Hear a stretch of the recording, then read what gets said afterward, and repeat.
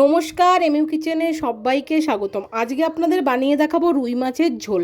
চলুন প্রথমেই দেখুন, মাছটা কিন্তু বাজার থেকে এনে ভালো মতো ধুয়ে নিয়েছি। এবারে সবগুলো মাছ একটা গামলায় আমি নিয়ে নিচ্ছি। বন্ধুরা দেখুন, সবগুলো মাছ কিন্তু ভালো মতো কিন্তু নিয়ে নিচ্ছি গামলার মধ্যে। আপনারা সবাই কেমন আছেন অবশ্যই কিন্তু কমেন্ট বক্সে জানাতে একদমই কিন্তু ভুলবেন না। তো এই দেখুন বন্ধুরা, সবগুলো মাছ নিয়ে নিয়েছি। এরপর কিন্তু পরিমাণ মতো নুন নিয়ে নিচ্ছি। এর মধ্যে দেখুন হলুদ গুঁড়োও কিন্তু আমি দিয়ে দিচ্ছি। এবারে পরিমাণ মতো সর্ষের তেলও দিয়ে দিচ্ছি। ব্যাকগ্রাউন্ডের আওয়াজটা আপনারা ইগনোর করবেন, ঠিক আছে। এই দেখুন পরিমাণ মতো সর্ষের তেল নিয়ে নিয়েছি, দিয়ে দিচ্ছি। ভালো মতো কিন্তু মাছটা এই সর্ষের তেল, নুন, হলুদ দিয়ে কিন্তু মাখিয়ে নেব। আর বন্ধুরা, এই রুই মাছের ঝোলটা কিন্তু খুব সুস্বাদু হয়েছিল। আলু দিয়ে এই রুই মাছের ঝোলটা আমি করেছিলাম। দেখুন ভালো মতো কিন্তু মাখিয়ে নিয়েছি। নুন হলুদটা আপনাদেরকে দেখিয়ে দিলাম ভালো মতো। চলুন এবার মাছের ঝোল বানানোর জন্য মিক্সির জার নিয়ে নিয়েছি। কি মশলা লাগবে বেটে নেব। এই দেখুন এখানে পরিমাণ মতো কয়েকটা শুকনো লঙ্কা ভেঙে নিয়েছি যাতে ভালো মতো পেস্টটা হয়, ঠিক আছে। তারপর দেখুন পরিমাণ মতো দিয়ে দিচ্ছি গোটা জিরে, এই যে দিয়ে দিলাম।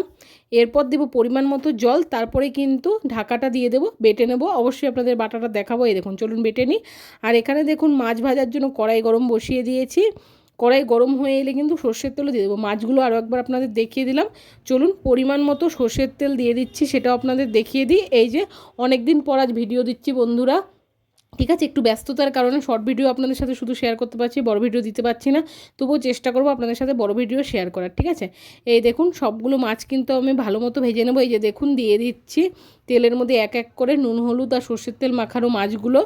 আপনারা কে কোথা থেকে আমার ভিডিও দেখছেন অবশ্যই কমেন্ট বক্সে জানাতে একদমই কিন্তু ভুলবেন না।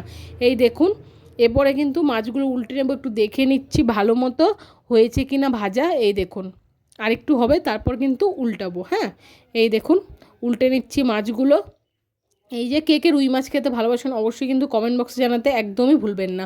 আরও মাছের ঝোলের রেসিপি আমার চ্যানেলে পোস্ট আছে, অবশ্যই কিন্তু আপনারা চ্যানেলে ভিজিট করে দেখতে পারেন, ঠিক আছে।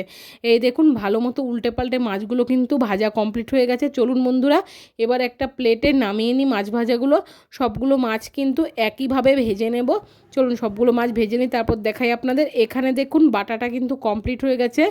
পেস্টটা যে ঝোলে দেওয়ার জন্য বানিয়েছিলাম, জিরে আর শুকনো লঙ্কার পেস্ট। আর এখানে দেখুন সবগুলো মাছ কিন্তু ভাজা কমপ্লিট হয়ে গেছে। আপনাদের দেখিয়ে দিচ্ছি কাছ থেকে কত সুন্দর হয়েছে না, একদম ভালো মতো ভাজা করে নিয়েছি।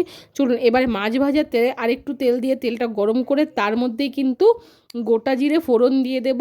এই দেখুন গোটা জিরে ফোড়ন দেওয়ার পর আলুগুলোও কিন্তু দিয়ে দেবো, কেটে রেখেছি লম্বা লম্বা করে। এই দেখুন আলুগুলো দিয়ে দিচ্ছি। আলু দিয়ে মাছের ঝোল, ঠিক আছে। এই দেখুন দিয়ে দিলাম, কত সুন্দর লাগছে না দেখতে। এই যে ভালো মতো কিন্তু নাড়াচাড়া করে নিচ্ছি। পরিমাণ মতো নুন দিয়ে 5-7 মিনিটের জন্য ঢাকা দিয়ে তারপর কিন্তু আমি দেখুন ঢাকাটা খুলে নেব, ঠিক আছে। এই দেখুন দিয়ে দিলাম পরিমাণ মতো নুন। এরপর কিন্তু ভালো মতো নাড়াচাড়া করে নেব। বন্ধুরা ঝোলটা কিন্তু খেতে খুবই সুস্বাদু হয়েছিল। কে আপনারা এরকম ঝোল খেতে ভালোবাসেন অবশ্যই কিন্তু কমেন্ট বক্সে জানাতে একদমই ভুলবেন না। এই দেখুন 5-7 মিনিটের জন্য এরপর ঢাকা দিয়ে দেব। এই যে এই দেখুন দিয়ে দিলাম ঢাকা। এরপর কিন্তু এই দেখুন 5-7 মিনিট হয়ে গেছে। এরপর কিন্তু ঢাকাটা আমি খুলে নিচ্ছি। এই দেখুন এই গরমের দিনে কিন্তু মাছের ঝোল এরকম হালকা পাতলা খুবই ভালো লাগে। আর রুই কাতলা হলে তো কোনো কথাই নেই বন্ধুরা, ঠিক আছে। এখানে দেখুন ভালো মতো কিন্তু আলুটা নাড়াচাড়া করে নিচ্ছি। এরপর কিন্তু পরিমাণ মতো হলুদটা আমি দিয়ে দিচ্ছি। হ্যাঁ, এই যে এই দেখুন দিয়ে দিলাম। এই যে ভালো মতো নাড়াচাড়া করছি। এবারে দেখুন শুকনো লঙ্কার গোটা জিরের পেস্টটা যে আছে সেটাও কিন্তু দিয়ে দেবো। এই যে দিয়ে দিলাম। এরপর কিন্তু ভালো মতো নাড়াচাড়া করবো। দেখেছেন বন্ধুরা ধুয়ো ধুয়ো হয়ে গেছিলো পুরো চারিধারটা একবারে। এরপর কিন্তু ভালো মতো মশলাটা আলুর সাথে কষিয়ে নেব। এই দেখুন কত সুন্দর হয়েছে না দেখতে, আর লোভনীয় লাগছে না দেখতে। চলুন এরপরে পরিমাণ মতো জল দিয়ে দিচ্ছি।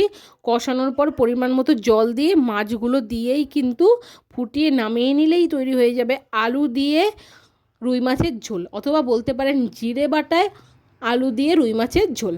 এই দেখুন কত সুন্দর হয়েছে না। গরমের জন্য এরকম হালকা পাতলা রেসিপি দেখার জন্য অবশ্যই চ্যানেলটাকে সাবস্ক্রাইব করে পাশে থাকবেন, আর পাশে থাকা বেল আইকনটি বাজিয়ে সঙ্গে থাকবেন নতুন নতুন ভিডিও দেখার জন্য। এই দেখুন বন্ধুরা সবগুলো মাছ কিন্তু আমি দিয়ে দিচ্ছি। এই যে দেওয়া হয়ে গেছে। এরপর কিন্তু একটু নাড়াচাড়া করে নিয়েছি। আর এই দেখুন ভালো মতো কিন্তু ফুটিয়ে নিচ্ছি। সব শেষে দেখুন আরেকবার দেখিয়ে দিচ্ছি আপনাদের। এবারে দেব সানরাইজের গুঁড়ো গরম মশলা।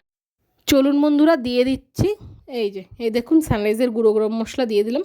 এই যে পরিমাণ মতো দিয়ে দিচ্ছি যাতে টেস্ট হয়, ঠিক আছে। এই যে দিয়ে দিলাম। এরপর ভালো মতো কিন্তু খুন্তি দিয়ে নাড়াচাড়া করে নিচ্ছি। এই যে কত সুন্দর হয়েছে না দেখতে ঝোলটা।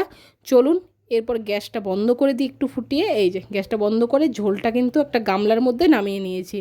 এই দেখুন কত সুন্দর লাগছে না দেখতে বন্ধুরা।